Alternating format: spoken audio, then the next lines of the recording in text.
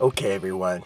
Hey, this is Chris Reddick for Your High School Sports, and I just want to let you know I am on my way to take a trip to Canton, North Carolina, because Mr. David Crompton told me that the greatest high school game on earth is played tonight between Tuscola and Pisgah. This is a big rivalry that has been going on for a very long time, and a lot's at stake tonight. So I'm going to find out what all the hype is about right now.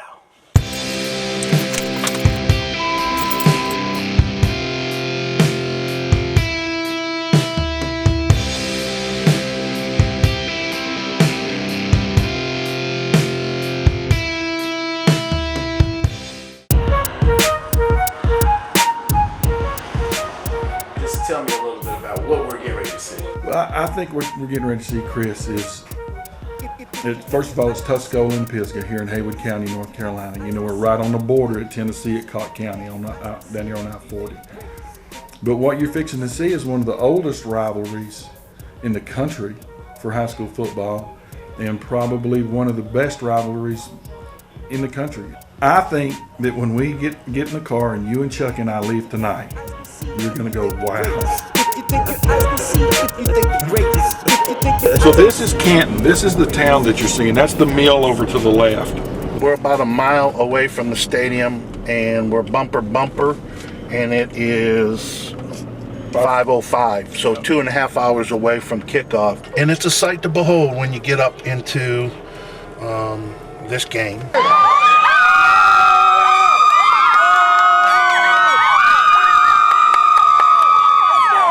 But this game right now, you know, it's got everything that you want. It's a close rivalry, 26 wins for Tuscola, 25 for Pisgah, 1 tie.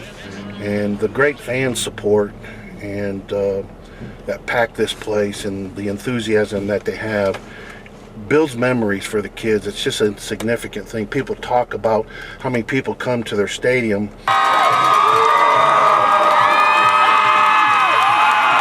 You can get about 3,000 to 4,000 people around, you know, standing around the stadium, and it's packed.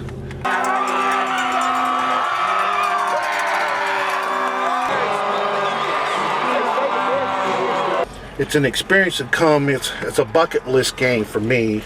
Anybody that wants to know about this rivalry, nobody really can do it justice in explaining it. My first one, a kid that was quarterback in 2004 was quarterback in Tuscola was Jonathan Crompton.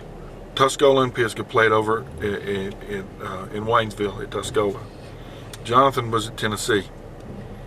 It was the night he came home and was the honorary captain.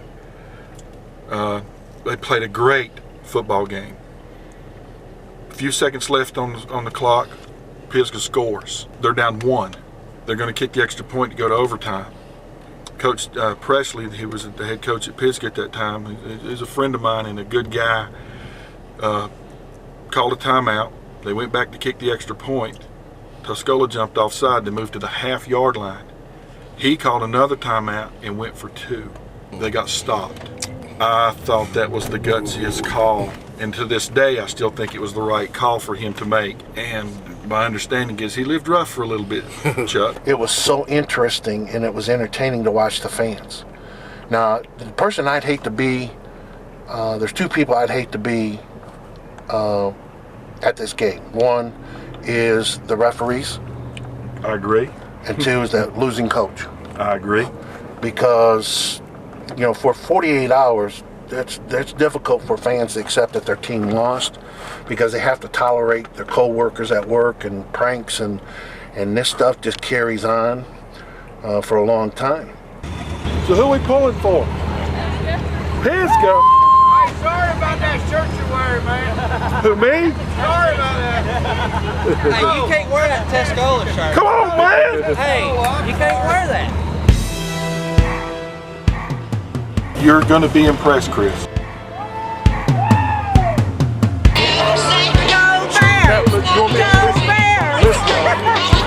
Hey guys, I'm pulling for Tuscola. They're going to win tonight. I mean, this is 2 hours before kickoff. Best rivalry in the whole nation. That's good.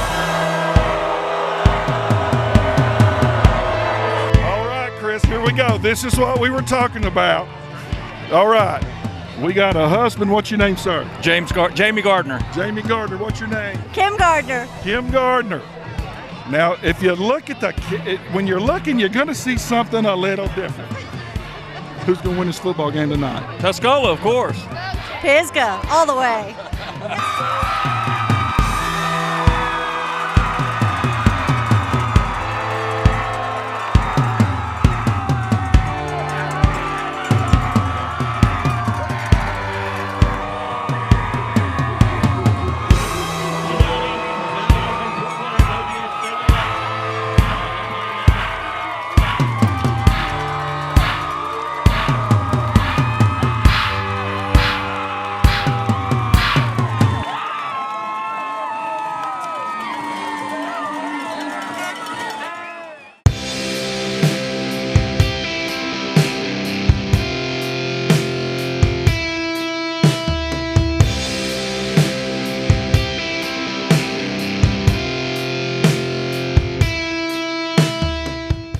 It's now time for the VP Playback. Let's go. Okay, let's go to Canton, North Carolina, where the big rivalry game, the biggest one in the Southeast, is Tuscola versus Pisgah. Look how big it is. The chopper's coming in. The cheerleaders, they're excited about that. And look who gets under the chopper.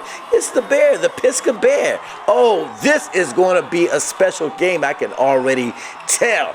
So let's get this one started. And we do start 3-0 already for Tuscola. They look to add more points to the board, and it's tipped, and boom! And number 26, Trantham, the tight end, gets a big-time touchdown in the first quarter, 10-0.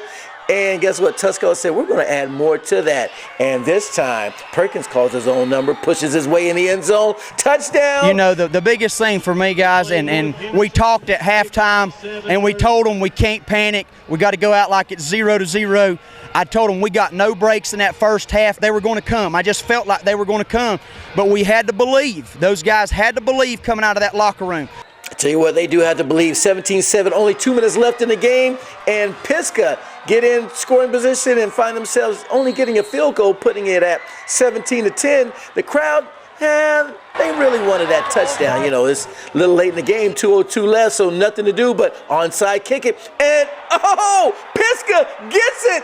Oh, Pisgah gets it, and the crowd goes berserk. And a few plays later, Pisgah takes it in for a touchdown. And just like that, ladies and gentlemen, it's a tied ball game. 17-17. Uh-oh.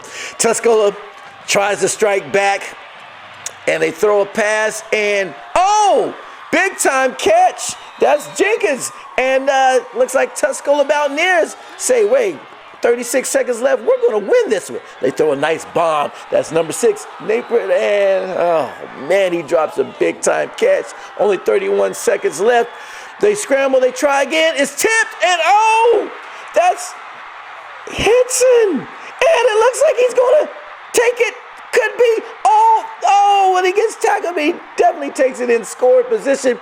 Oh, and the crowd goes nuts. It looks like just a few plays, they can make some things happen, but they play it safe. Fisher takes it out of bounds, 15 seconds left. They play it safe, and they go for a field goal, and it is blocked.